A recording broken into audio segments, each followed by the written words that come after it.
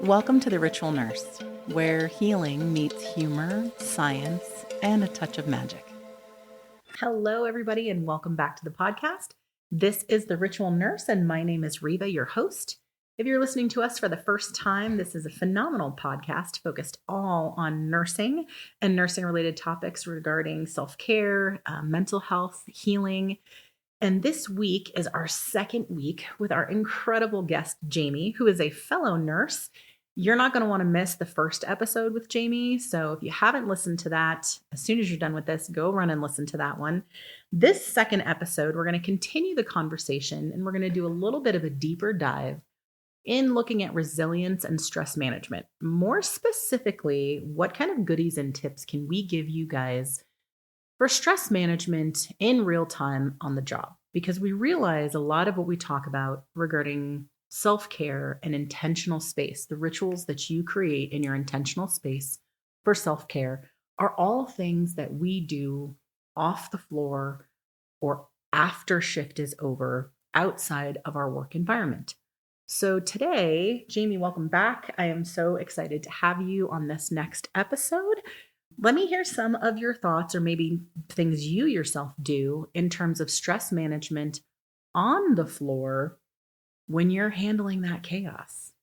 Well, hello again. So some of the things that I like to do when I'm on the floor and I'm really stressed out and it's going to depend, the tools that I use are going to depend on what needs to be accomplished. Correct. So for example, there are times where I'm stressed out and I feel like my brain is going in 10 different directions. Yes. And I need it to focus on one. Yes. So pick a lane. Right? Pick a lane. Pick a lane. At that rate, and this always happens when I'm like in the supply closet, right? Why? What is it about supply closets that does it to us? Oh my gosh. I don't know, but it's the thing, man. So I start saying things out loud. I'm looking for this. And by verbalizing it and hearing my own voice, it helps keep me on track. Yes. Another thing that I like to do is I had this experience at one point when I had walked out my front door, and this was like one of those really big full moons. And I remember going to take the trash out and I just looked up and there was just this giant moon in front of me. And all of a sudden it was this feeling of like stillness. And, Yes. And calm and, time is moving differently. And so I actually made a point of kind of encapsulating that moment and trying to remember what it felt like. Okay. So that I could draw on it when I needed it. That's phenomenal. So what you could say is if you as a nurse or healthcare provider, because this really applies to all of us that are in the scenarios, if you have a moment that you have in your memory that is a time when you felt that absolute stillness, looking out at the ocean, a lake, listening to the sound of rain, anything, just one significant moment that evokes that memory and feel of that stillness, both physical and mental. Utilize that on the floor when you are at kind of red line, that overload point where you need to make decisions, you need to follow protocols, you need to have conversations, you need to call for orders, you need to speak to patients, families, whatever the demands might be. But you feel that your nervous system or your psyche, that you are on overload. You've stopped processing incoming data. You're not hearing orders or people correctly. Or I notice it's my level of frustration, this teeth gritting, kind of shoulders hunched, like level of it's not anger. It is like a tenseness. It's like a sense of anxiety and frustration coupled together. Mm-hmm. I know when I start feeling that I am at overwhelm point. And this kind of exercise, I would be able to do standing next to my computer while charting. I literally could stop and drop my shoulders and envision that moment. And like what you said was so significant. You not only think about the moment, but you evoke or think about the physical sensation of that stillness. Yep. And I think that's the key component, is combining both of those in order to evoke the same physical response. You're going to have that same parasympathetic nervous system response in that moment. And that's going to slow all the catecholamines down. It's going to slow the response down. blood flow to operational areas that are required to hear and, process executive functioning. Well, and to piggyback off some of the things that I know that you touched on before, a lot of times I will pair this imaging exercise with a breath or two. Oh, excellent. I will excellent. inhale that feeling and exhale the BS. Oh, excellent. Inhaling the feeling as yes, absolutely. Because you're bringing that in. It's like you're centering it in yourself and making that overactive mind or that over anxious mind physically utilize, one of your five senses to internalize that feeling that you're envisioning, which is phenomenal. And then you're exhaling that energy, that negativity, that stress, whatever it is, away from you. That's incredible. Visually, for visualization purposes, that's incredible because you can do that in a supply closet. You can do it on the floor. It doesn't matter where you are, but that's something that you can do. When it comes to resilience on the floor, resilience, I've talked about this in earlier podcasts, but the definition of resilience is really when we're faced with adversity or challenges, our ability to maintain equilibrium is actually our resilience. That's the definition of resilience. And when you think about the stress levels on the floor, there's usually, a lot of times on the floor, there aren't known variables. Like all of the variables are in flux. Those are my favorite kind, by the way. You know what I'm saying? Like all the variables are in flux. What would your advice be, or how have you learned to maintain your equilibrium when there isn't a known, marker, there isn't a known structure that you can base that on, like whether your patients, everything from their vitals to their significant others' reactions to the doctor on call, all of the variables are in flux. So what do you do to maintain that equilibrium? Is there a certain way you chart? Is there, is it in your nursing brain? Is there a structure you give yourself? Like, how do you? So there's two things that come to mind. One is I am only one person. Yes. And it's just, I think as nurses, we really have to remind ourselves of that because you're like, no, I can do it. No, I can do it. No, I got it. Exactly. Right. Sometimes you just have to delegate. Yes. You just do. Yes. And it's not just for, the safety of the patient or the situation. Sometimes it's for your mental health. Absolutely. And that's not to say you should be like dumping all the things you don't want to do in your CNA. No. But like sometimes you're like, I am overwhelmed.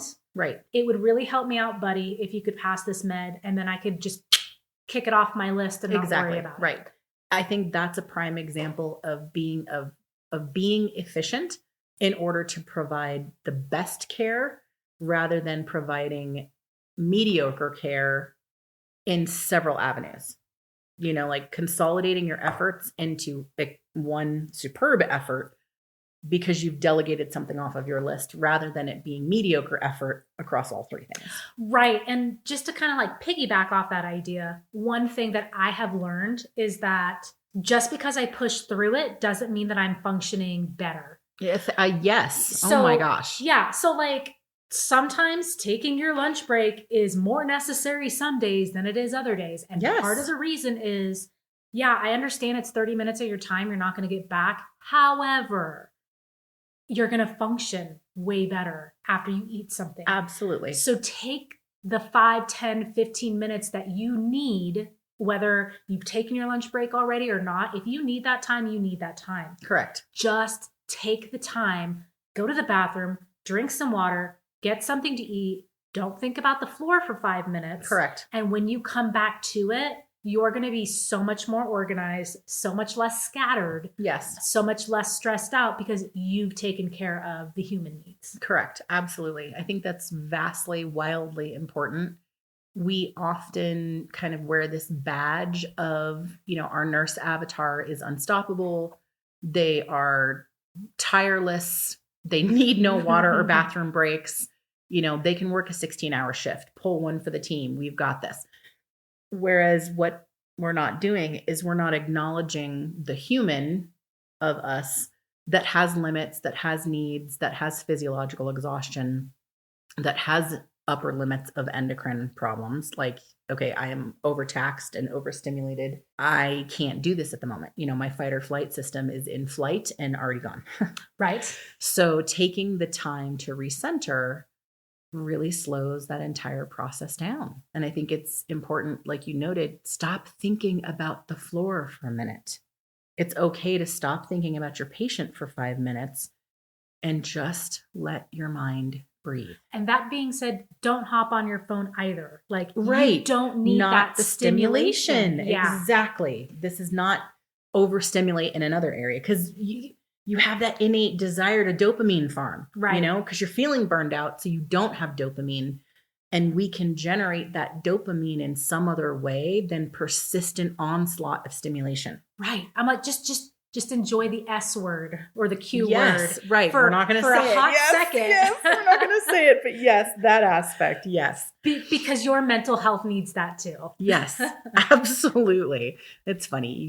Even in podcasts, we don't want to say that. No, we don't want to say that. Because then it'll follow you. Right? And my next shift is going to be terrible if I say that word. Correct. We're not saying it. It's not even happening. We're not even discussing it. I wanted to really kind of quickly touch on support systems. Okay. So kind of give me an encapsulated idea of like what a support system means to you. How have you used that to support yourself, like mental health, self-care? What does that mean to you? So in terms of a support system, I have found people in my life that who can accept me for who I am, yes, all the bits and pieces, yes, and B, they are people that may not always understand what I'm going through, but right. they will listen and be there. Excellent. Okay. And that's what I need. Okay. Excellent. Do you think that support systems, a lot of times as nurses, we kind of tend to, we're not, it's not a mean girls kind of thing, but we kind of tend to pod together. Do you think it is important to, especially newer nurses, to make sure that they keep that existential support system in place and not just, I feel like we isolate in nursing. Mm-hmm. Do you know what I'm saying? I do. Like we tend to gravitate towards nurses, whether it's from a feeling of like other people won't get it or our jokes horrify them, or I don't know. But I feel like maintaining life outside of nursing is okay and necessary. But for some reason, I think we kind of have this belief that it's like, oh, what do you mean you have a life outside of nursing?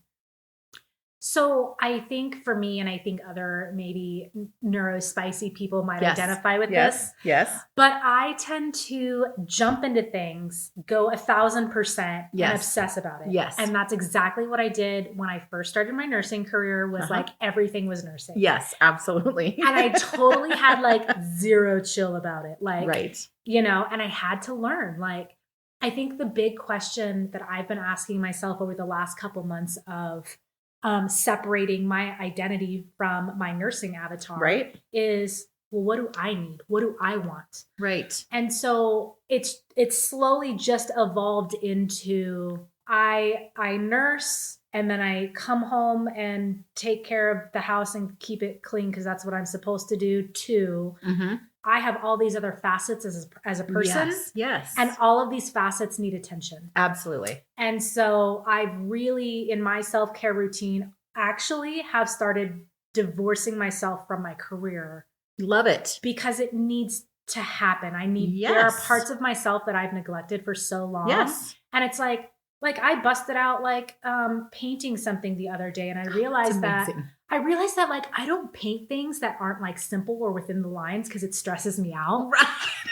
And I was like, I think this defeats the purpose. Right. And so I had to relearn how to just let whatever comes out on paper. Get paint on the canvas get it on the paper. Yeah, exactly. And so it was actually, ironically, I had to relearn how to do some of these smaller things. And that's where I am in my process, where I'm reclaiming amazing. Those other parts of myself that I buried, years before nursing school. Yes. Oh, yes. That is absolutely phenomenal. I really like what you said about divorcing that nurse avatar.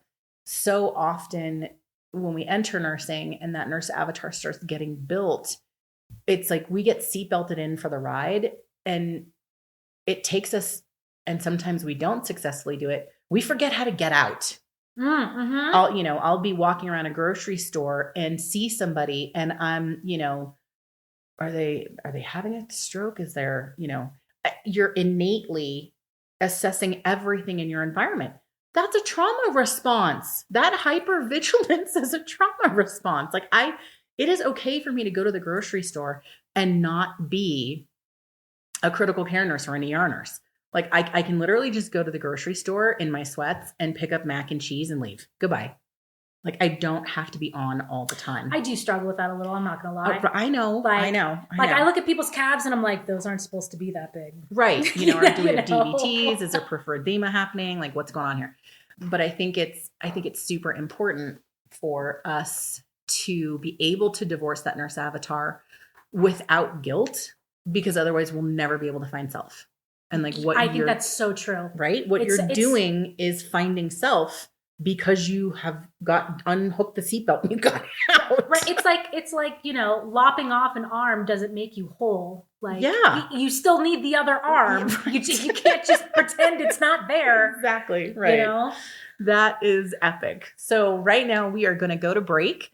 If you have to head back to the floor, well, we wish you the absolute smoothest of shifts and the most fun patients, the least critical scenarios, the best residents, and the lightest amount of orders. We don't wish you the Q word. No, there's no, the Q and the S, that does not happen. We're not even saying it. So if you are going to hang out with us and stick around, enjoy the musical interlude here, get yourself some tea, some coffee, whatever it is, and we will be back. We're going to continue the discussion with Jamie, a couple more points of advice, and of course, another segment of our coffee, crystals, and divination. But we will see you shortly after the break.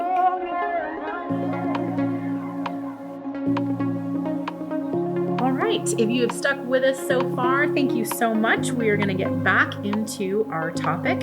We have been focusing on everything from resilience and stress building, mind, body, spirit care.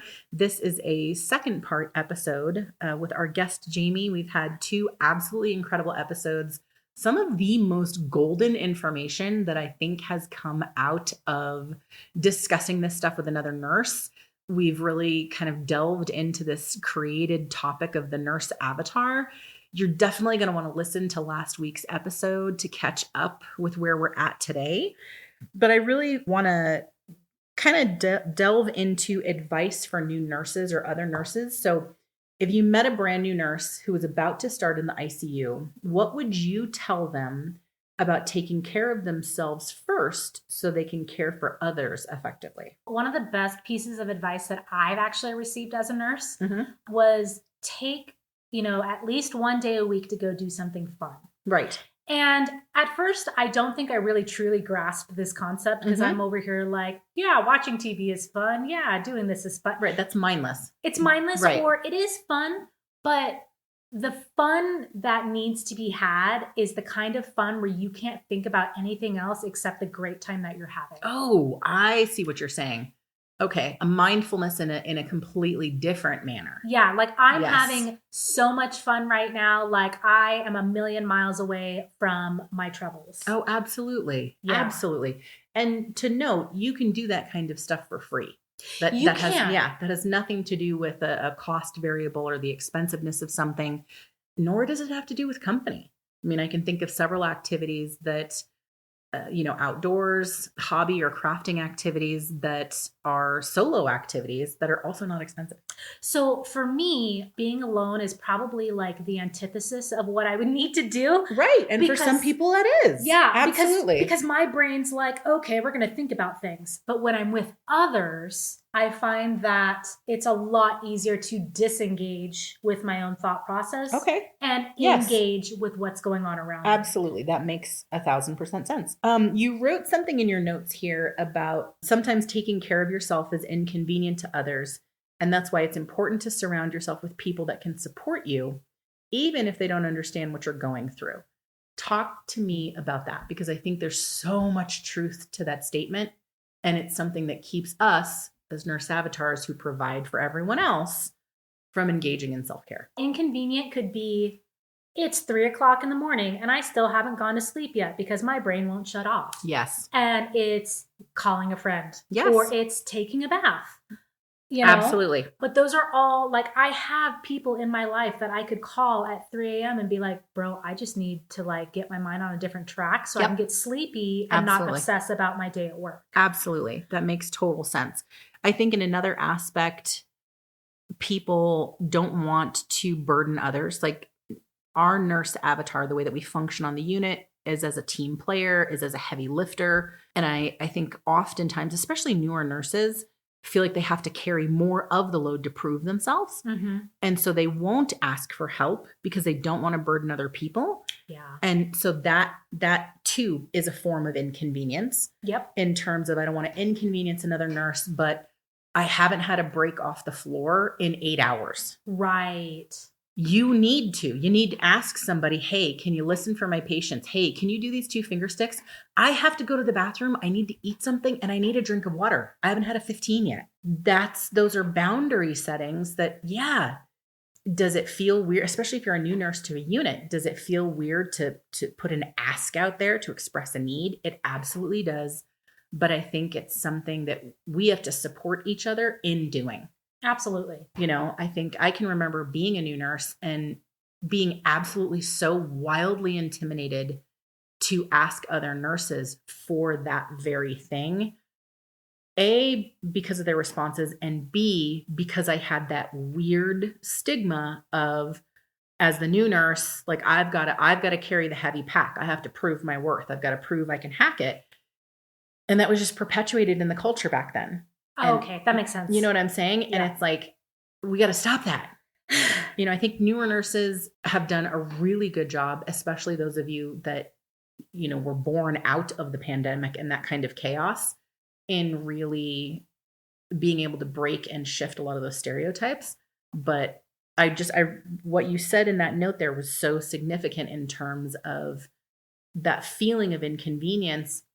It rears its head in so many different aspects, and it is such a speed bump to us asking for help. Absolutely. And it's such a, if you can kind of shift your mind a little bit and shift your perspective on it, you're not inconveniencing someone else. You're taking care of your needs so that you can function better. Absolutely. I think that sentence right there, it's like we talked about before we started recording, where the fact that we're not talking about it, that's what's lauded, that's what's prized, that's what, you know, you stick the gold sticker on the nurse avatar. But that's exactly the problem. Talking about it is what heals it. Right. So the fact that we're not talking about it, we're not taking the break, we're not asking for help, is just perpetuating the harm. It's just, it's digging it deeper into the wound, as it were, rather than if we actually talk about it, if we do the thing, we say the thing, that's the actual healing process. Well, and that being said too, that doesn't mean that just because you ask it and you're in a good place about Correct. it does not mean it will be received that way. Absolutely. And this is that point where you get to pick and choose what you accept and what you don't. Absolutely. Holy crap. That's such phenomenal advice. So if someone gives you a hard time about it, right, clearly their priorities and your priorities are not the same. Correct. And you need to find people who prioritize the way you prioritize. Exactly. And that can be, you know, as much as in that moment, finding the charge nurse or finding somebody else who either has the mental space or the capacity or the priority, like finding importance in the same thing at the same time to do so. If it's a repeated situation, then yeah, you have to surround yourself with people that are going to support you as much as you support them. Yep. And that is a very real thing when it comes to the support systems, like we talked about before the break. You know, your support systems at work and your go-to. I'm the kind of nurse that I'm friends with everybody on 8, 9, 7 and down in ortho. I'm the one that's like, I have a couple die hard, I've got your 6 in ER, 1 or 2 buddies in the ICU, maybe somebody that transferred over to PACU that used to work with me or whatever. I have a very small circle. However, it is the equilibrium in the circle and like the I'm forgetting how to pronounce the E word, but the equality, between the equivalency between members of the support system is the same. Yes. Finding like-minded, focused individuals. And there's nothing wrong with that either way. Right. And to clarify too, there is nothing wrong with getting the answer of no. Correct. It's not the answer of no that we're having a problem with. Exactly. It's the attitude that comes with it. If it's exactly, hi friend, I heart your face and I support you, yes, but I cannot help you underwater right now. Yes. I'm underwater too. Yes. That is an acceptable answer from someone 1,000% who still cares about you. Yes, 1,000%. The no we're talking about is the judgment. No one's had breaks here. What makes you special? Yeah. You know what? You can't work a full shift and hold your bladder? Mm-hmm. Guess you just haven't been around long enough. We have all heard that nonsense, and that is absolute nonsense. Right. Before we get all wound up on that, though, I want to segue. You read my mind. Right? I just happened to catch Jamie taking a drink of her drink, and we almost ended up wearing it on the podcast.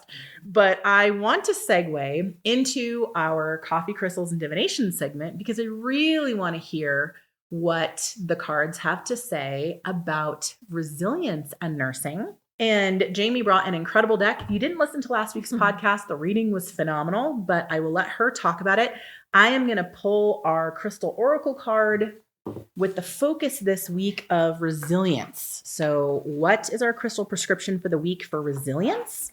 Last week, it was Howlite when we were talking about our nurse avatar, and it was very apt and incredibly fitting. But this week, let's see what our crystal prescription is for, whoa, that literally jumped right out. And it is Morganite. So Morganite is an absolutely gorgeous stone. I am reading from the Crystal Portal Oracle deck from Moonstruck Crystals. And Morganite is a gorgeous kind of peachy red stone. I had to laugh when I drew it though because of the meaning. So the Morganite signifies alignment, emotional balance, harmony, and compassion. Embark on a cosmic journey of alignment with Morganite, where finding harmony means syncing up with the planetary rhythms of the universe. Just as this crystal radiates love and compassion, you too can attune your spirit to the harmonious alignment of the planets. Surrender to the universal flow and allow its gentle guidance to lead you towards emotional balance and your true alignment. Oh my goodness. I know. I keep thinking, I'm going to have to start doing this stuff live because nobody's going to believe that these are live draws.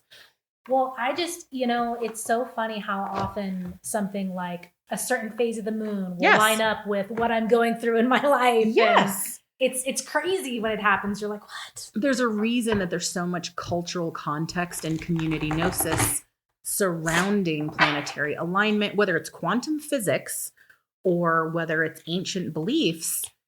There's a reason that these themes, both scientific and spiritual, keep repeating themselves. And energy being a constant, it's kind of something that no matter what you believe in, you can always find some kind of compass or arrow of truth that just provides clarity in thinking or a focus in thinking when it comes to, the spiritual aspect of these things. Okay. So if you remember from last week, yes. I still have the same Yuletide tarot deck. Straight to this deck is deceiving. I'm telling you, the artwork, it is cute as a button, Christmas themed, Yuletide themed, solstice themed. It's gorgeous. It's incredible. And it is not joking around. It's going to tell you what you need to hear, correct, not what you want to Got hear. It. Okay. So we're focusing on resilience this time. All right. And I'm going to do the same thing. Have you pick a card? Okay. Let's see. Isn't that is weird. That is one way that that is the last one. That is one way that I pick cards. There's a color variation. Is it a real color variation? No. Oh, well then perfect. It's just another form of intuition. I'll look at it and I'm like, oh, that one's a different color. 5 of good cheer. Okay. That doesn't look very cheery at all. We're looking at resilience. My goodness. Okay. Goodness. somebody broke something. This is Looks like this. I'm sleeping cat. There's 3 broken goblets, but there's 2 golden goblets behind the person and a rainbow overhead. Right. Okay. 5 of good. And I'm telling you, the artistic style of this, it really belies how direct and straightforward the message is, the divinatory meaning of the deck. Right. Okay. So what I have here is for the keywords, it's sadness, despair, loss, and grief. Okay. It says, on the surface, there is a little, if any, good cheer present on this card. The figure has gone through the motions of decorating the home for the season. The warm glow from the fireplace indicates that they are, to an extent, taking care of their basic needs. I think this is very apt. But there is a deep grief or sense of loss that is present and casting a gloom over the scene that belies the cheeriness of the tree and garland. The individual finds this time of year immensely painful, and if every symbol, every bauble reminds them of something that they can never regain. This is the picture of love lost, and usually through means of permanent separation. This is the face of loss and the pain that comes as the price of love. Yet there is hope, for the cat is still content near the hearth, implying that she is loved by the one who is in sufferance and loss. There is still love to give. The 2 full cups on the hearth imply that not all is lost. And the rainbow picture above the mantle tells him that there is a path back to love, back to fulfillment. The Yuletide can be a cruel reminder of the things and the people that we no longer have in our lives, and it's okay to feel these things. Dwell on them if you must.